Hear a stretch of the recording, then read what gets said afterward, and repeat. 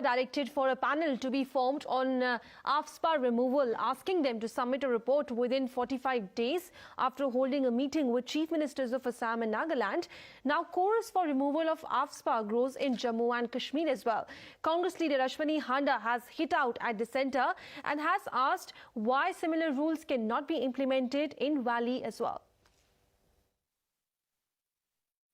देखिए, अगर सरकार नागालैंड में अफ्स्पा के लिए कमेटी बनाती है और इसको हटाने की बात करती है, तो फिर हमारा प्रश्न है कि जम्मू कश्मीर के लोगों के साथ दोहरा व्यवहार क्यों किया जा रहा है। हमारा सरकार से प्रश्न है कि अगर कमेटी नागालैंड में बनाई जाती है तो जम्मू कश्मीर के लोगों की एस्पिरेशंस है भारतीय सरकार से कि जम्मू कश्मीर में जिस तरीके से अफ्स्पा के तहत लोगों के मानव अधिकारों का जो है वो हनन हो रहा है, हम चाहते हैं कि सरकार जो है जम्मू कश्मीर में भी इसी तरीके की कमेटी बनाए और अफ्स्पा को जल्द से जल्द हटाए।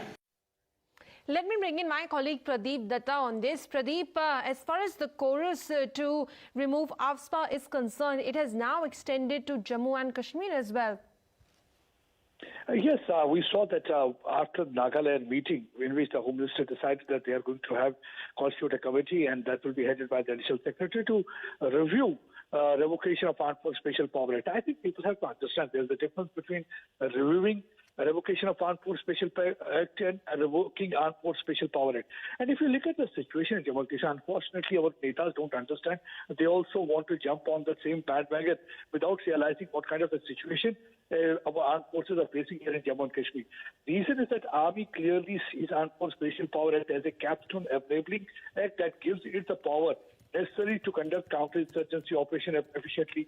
Second, this act provides Army personnel with a constitutional safeguard against malicious, vindictive and frivolous prosecution. Reason being, many a times there have been cases where fake NGOs are made and they try to, in fact, start a frivolous and a malicious campaign against armed forces, always trying to cast aspersions on the encounter. As we saw recently, Mehbooba Mufti, the former Chief Minister, trying to dump each and every encounter as fake encounter, and she was sitting outside Jantar Mantar with the placard holding the picture of Rambagh encounter in which TRF terrorist Mehran Chala was killed. These are the same terrorists who were responsible for killing of several innocent civilians, including a police sub-inspector. So in such a situation, this Armed Force Special Power Act only provides a legal immunity. For example, if there is an operation, the Army cannot take permission from the Deputy Commissioner for each and every operation.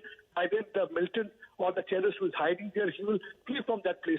So that's one of the reasons that Armed Force Special Power Act is there to provide legal immunity and some kind of a safeguard to Army personnel so that they can conduct operation without any problem. It is not basically against people. Unnecessarily, some people are trying to project this Armed Force Special Power Act as a draconian law. There can be mistake, there can be aberration, but that does not mean it is of misuse. If you look at all the operations, they are very clean operations, pinpointed information they are having, and only then they are able to pin down those terrorists or able to apprehend those overgrown workers so that they can break that ecosystem that has been existing there for these terror-related organizations. Unnecessarily, the Congress leaders is trying to make it a controversy, trying to say that now that this thing should happen. They're also without realizing the situation on the ground.